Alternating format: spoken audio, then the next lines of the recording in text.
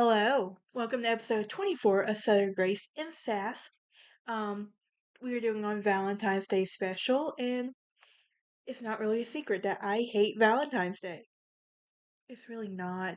Anyone who knows me knows that for a fact. I don't exactly hide it. If you're new here, hit that like button, ring that bell for notifications. Also, please subscribe. I just want to say real quick, y'all, I watched the latest episode of Tell Me Lies, and I really hate the name Steven. I really and truly do. Mm.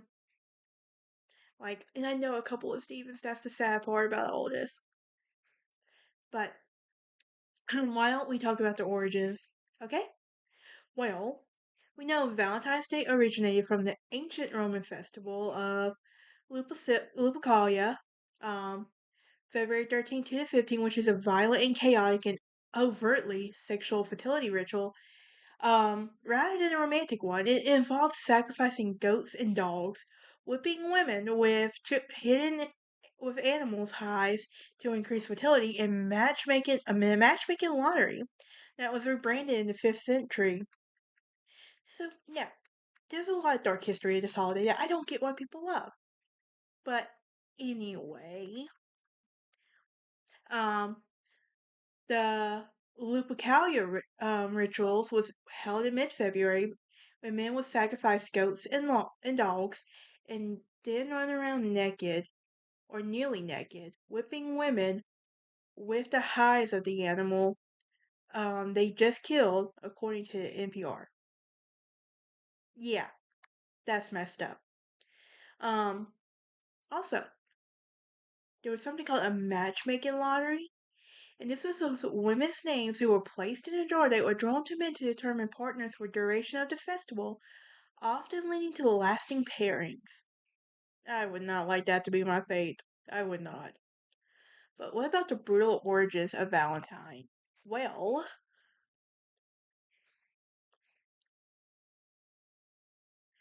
the holiday itself is named after at least two men who were martyred by Emperor Claudius II in the 3rd century, and one legend noted by History.com describes the priests executed for secretly marrying couples to keep young men out of war. Now, how was it rebranded? What was the evolution? Well, in about 496 AD, Pope Gallius was seeking to end the pagan festivities of Lupercalia and merged the date with the celebration of Saint Valentine. What led to the what led to people over romanticizing it basically? Well, the association with romantic love, flowers, candy has evolved during the Middle Ages, with writers like Chaucer, Shakespeare, rather than being part of the original darker roots. I hate Valentine's Day, it's not a secret. And I know there's a lot of guys who love it. Good for you. I personally could care less about it. For example, we're actually green flags. I'm just putting that out there. Because, we focus on everyday love. And we believe that our affection should be shown consistently throughout the year, just not one day a year.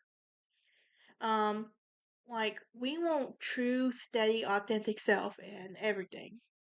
It's also a rejection of commercialization, crying out loud. Um, like, hating Valentine's Day is sometimes linked to resistance, the pressure to spend money on commercial gifts and dinner. Look, I hate Valentine's Day with passion. There's only one I liked, and we'll get to that one at the end of this episode. And we already know which one it is if you know me. But we also want you to be authentic over social pressures. Like we don't want to go out on Valentine's Day. We don't. We don't want to celebrate it. Point blank. And we also have different love languages. Valentine's Day it heavily emphasizes gift giving and elaborate dates. Someone who dislikes it may be signaling that they prefer love languages such as quality times, acts of service, words of affirmation, which allow deeper and more personal connections. Um, Also, we have consideration for others like in the holiday. because it makes a single people feel bad, highlights relationship inadequacies. Look, I'm okay being single. I always have been, and I always will be. I ain't complaining anytime soon. But what's that say about guys? So we know girls who don't like Valentine's Day are green flags. What about guys who don't celebrate Valentine's Day? Personally, you will win my heart if you don't celebrate Valentine's Day. But for a guy, it means being authentic over feeling obligated to celebrate it. Honestly, it's like it also means like for guys, like rejection of the Hallmark. I love Hallmark. Don't get me wrong. Really, and like guys like to focus on the everyday effort, which a girl loves more than anything. Now, y'all know I can't go without talking about some of the superstitions on Valentine's Day because there are some surprisingly interesting ones. For example, a goldfinch, you marry a millionaire. In today's economy, that would be very lovely, I'm not gonna lie. Sparrow, you marry a poor but happy man. I will take that any day. A robin, you marry a sailor. A blackbird, you marry a clergyman. And doves like Pacific Lane flocks. If you see doves or a flock, you see you have a long and happy marriage. However, if you see an owl or a woodpecker, you'll stay single. No, yeah, that was my problem a long time ago. But I do like owls though. Um, if you see a squirrel, you'll marry a cheapskate. Now, if you have apples, you have to hold one under your armpit until warm, and the other person who eats it will love you, or count seeds to protect children. Weird. I might try it. Um, if you eat noodles, you'll eat a whole strand without breaking for a long life. Okay. If you eat cabbage or pomegranates, it symbolizes luck and abundance. If you eat carrots, eating them for 3 nights supposedly makes your lover devoted or suspicious in this case. Um, Now there's something called the morning watch, and it's the first man who sees you at dawn might be your future husband. Counting animals can can predict your years upon marriage. Then there's love letters, and you never write with pencil. Use ink for permanence. You have the secret admirer, which if you pin your lover's name on your sleeve from Lupercalia or from a single glove, your beloved will have the other. Then there's something called clay balls, which means British women put names in clay balls in water to see whose name comes out first. Yeah. Oh my goodness, I really hate Valentine's Day. But there's something called a love spoon, and this is a traditional gift in some cultures in a rose color, which is different to signify a different type of love. For example, red equals passion, pink equals grace, etc. Then there's a cemetery ritual, which I actually kind of find very interesting. Not gonna lie. And this is when you run around a church at 12 times at midnight and conjure a vision of of your true love. It's a bit darker, but hey, I like it honestly.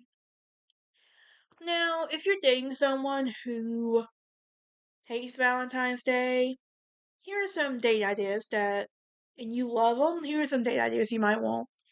An at-home experience. Try cooking a new recipe, having an indoor picnic with blankets. Enjoy a cocktail or a mocktail with music, or binge watching a theme music. Also, nature and outdoors. Go for a scenic walk, bike ride, or hike a local park or trail. Memory lane. Um, you create a scrapbook with love letters to each other and recreate your first date. Pamper yourself. Give each other massages and have a DIY spa night. Friends celebration. Galentine's, Palentine's, host a host dinner and go out for drinks, mani patties. Self care day. Treat yourself to a haircut, manicure, solo movie outing. Also, be your own Valentine. You can write yourself a love letter, buy yourself treats. I treat myself every year Valentine's Day. Not gonna lie. And you can also simply enjoy the quiet day with a good book. There's also acts of service. Volunteer for a cause that you care about or help someone with. Embrace the meh. Like order your favorite pizza, put your feet up and watch documentaries like true crime or something like that. Also support local. Shop at local businesses or enjoy a meal out at your favorite non-fancy spot. And just ignore it. That works too. Now I said we've gotten to the only Valentine's Day I like. Can we guess which one that is if you know me already? February 14th, 1929. Yes, it involves murder. Yes, it involves a gang war. That's right, the St. Valentine's Day Massacre. And this was shocked the world in on Chicago's north side, which erupted in violence. And gang warfare had ruled the streets of Chicago during the late 1920s.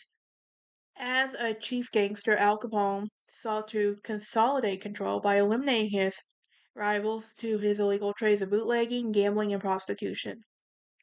Um, Now, the rash of violence would reach its bloody climax on the city of the North Side on February 14th, 1929, when seven men associated with the Irish George Bugs moron, which leads me to my segue for a minute. Season 4, or is it 5? I think season 5. A new season of True Crime Lounge will focus on true American gangsters. You're welcome. But anyway, uh, but yeah, they were shot to death by several men dressed as policemen, and St. Valentine's Day Massacre, as it was known, remains an unsolved crime that was never officially linked to Capone, but he was generally considered to be responsible for the murders. Now, let's talk about the rise of Scarface. Scarface, my favorite thing to talk about. From 1924 to 1930, city of Chicago gained a widespread reputation for lawlessness and violence. Consequently, this phenomenon coincided with the reign of Chief Lord Crime Al Capone, also known as Scarface, who also took his boss, Johnny Torrio, in 1925. Who he took from his boss, Johnny Torrio, in 1925. And Prohibition was ushered by the passage of the 18th Amendment in 1920. Um, 20. And this had increased the earnings of American gangsters through bootlegging as well as gambling and prostitution. And Capone's income from these activities estimated to be about 60 million a year. And his net worth in 1927 was 100 million, around 100 mil. Now, fun fact, did you know George Bugs Moran was on his way to the garage at the time of the St. Valentine's Day Massacre? That he missed being killed by a few minutes. And a few days later, he told reporters only Capone kills like that. Reached at his Florida home and to comment on the murder. And the only man who kills like that is Bugs Moran, was what Capone said. Now, over the years, Al Capone has consolidated control over Chicago's most crime rackets and ruthless gunnings and rivals. In 1924, authorities counted some 16 gang-related murders. The brand slaying continued, and the feds had much less jurisdiction at that time. So, we all know. But yeah. But that is it for this episode. I know it's short. Y'all have a great day, and I'll see you next time as I want to say, I can't remember what episode actually we're going to be talking about. But y'all have a good day and a happy Valentine's Day if you can celebrate it.